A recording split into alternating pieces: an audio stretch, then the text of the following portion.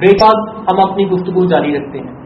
मेरा नाम इरम गिल और मेरा सवाल फादर खालिद से है कि शादीशुदा जिंदगी में मियाँ या बीवी का जो रिश्ता है, अगर ये मुआहदा नहीं तो ये क्या है? शुक्रिया इरम, आपने बहुत अच्छा सवाल किया है। मैं पहले आपको मुआहदे और अहद में फर्क बताऊंगा। मुआहदा जो है वो दो पार्टीज के दरमियान कुछ शराइत की बुनियाद पे किया जाता है। अहद जो है उसमें कोई शर्त नहीं है। जैसे खुदा ने पुराने अहदनामे में बनी इसराइल के साथ अहद किया, उसे कहा मैं तुम्हारा खुदा हूंगा और तुम मेरी उम्मत होगे। खुदा ने बाप इब्राहिम के साथ अहद किया और उसे कहा कि मैं तुझे आसमान के सितारों और रेत के जर्रों की मानद बनाऊंगा। और ये खुदा के वो अहद हैं जिनमें खुदा हमेशा वफादार रहा। निकाह भी इसी तरह एक अहद जिसमें हम खुदा के एक दूसरे के वफादार रहने का अहद करते हैं और उसी अहद में हम अपनी सारी जिंदगी गुजारते हैं। इसीलिए जब निकाह के वक्त काहन जो है वो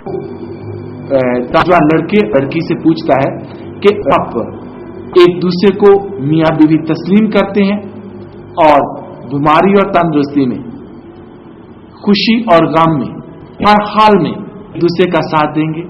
और ये वो उस अहद की बात होती है जिसमें वो कोई शर्त नहीं रखते, बल्कि बिला शरात वो एक दूसरे के वफादार है और एक दूसरे का देने का अहद करते हैं।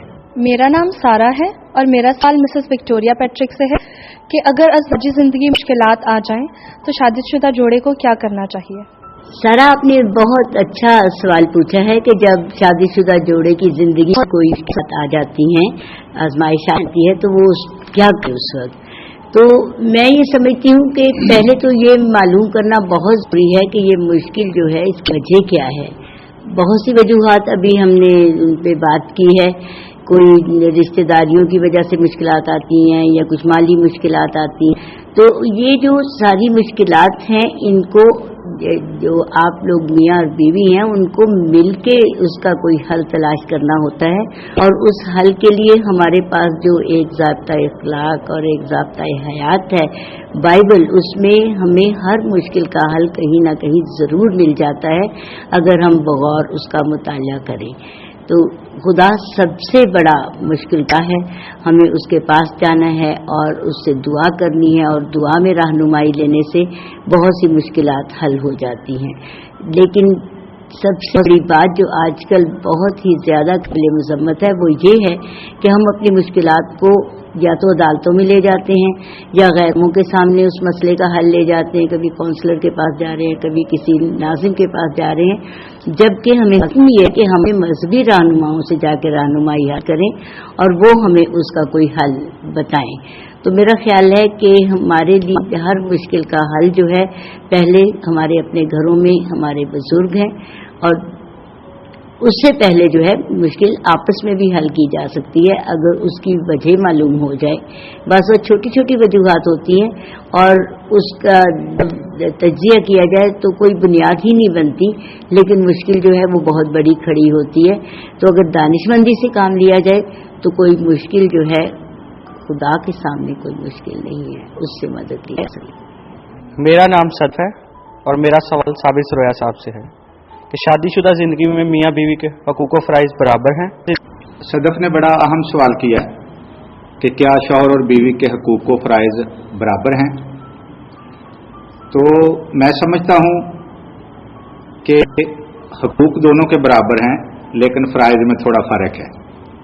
हमारे मुआशरे में ख़ासतौर पर जिस धरती पे हम रह रहे हैं वहाँ पे मर्द के फ़राइज़ कुछ ज़्यादा बनते हैं और हैं भी, और मर्द कर भी रहे हैं।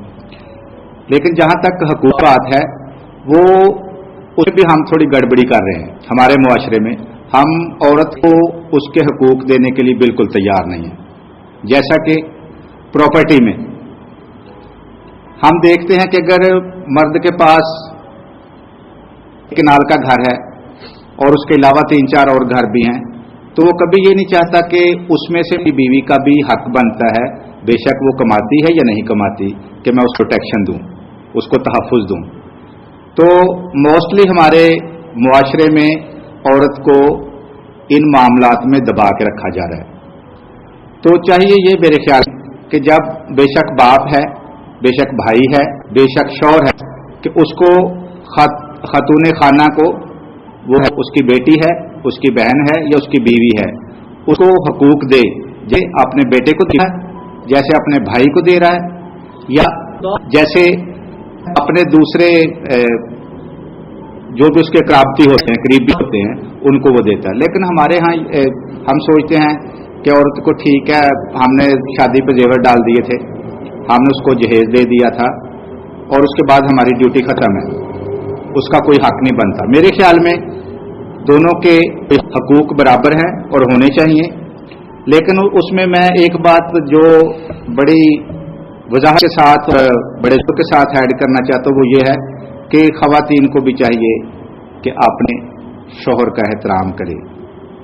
हम देखते हैं कि अम्मा सारा सिर्फ है कि वो अपने शौहर बाप इब्राहिम को खुदावंद कहती थी, लेकिन आज के इस जदीद दौर में औरतें जो घरों में आदमियों का हाल करती हैं वो भी इतना ठीक नहीं है। तो इसलिए मैं यूथ को ये खसूसी तौर पर कहना चाहता हूँ, खातीन को, मर्दों तो मैंने कह दिया कि आप अपने शौहरों की इस तरह इज्जत करें, ऐसे बाइबल में लिखा गया है। इंजील मुकद्दस में बड़े वजाहत में लिखा गया है कि मर्द औरत का सर है जैसे मसीह कलीसिया का।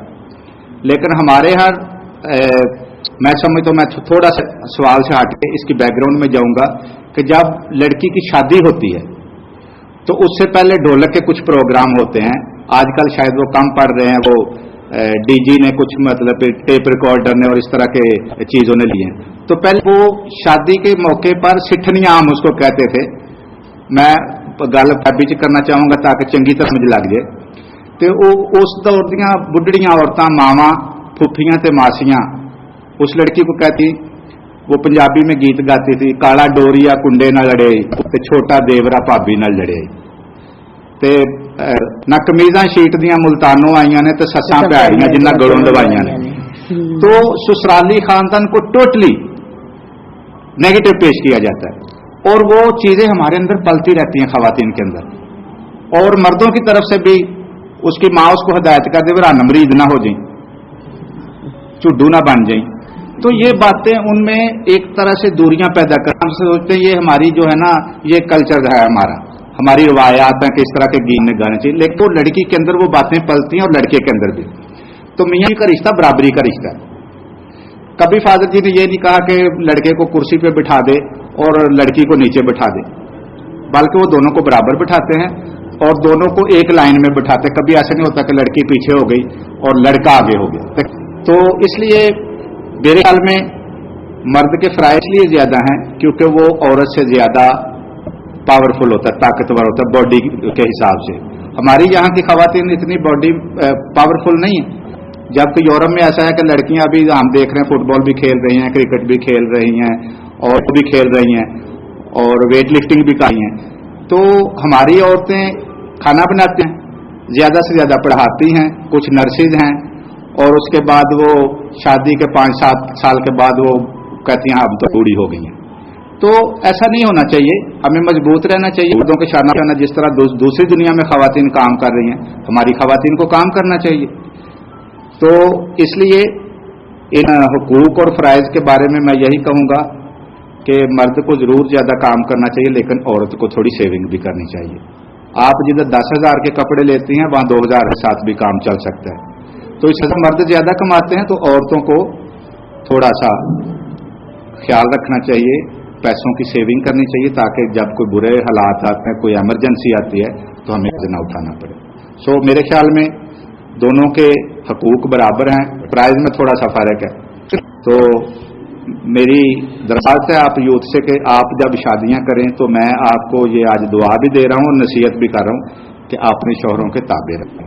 इसी से घर चलते हैं, इसी से घर बसते हैं और इसी से घर तरक्की करते हैं। मैं आपकी इजाजत से एक थोड़ा सा इजाफा करना चाहूंगी कि एक के हकूक और दूसरे के फराइज हैं, इसलिए अगर दोनों ही अपने फराइज अदा करते रहें तो लाजमी बात है कि हकूक खुद ब खुद पूरे होते चले जाते हैं, बशर्ते नियति से घर को अपना घर समझ के और अपने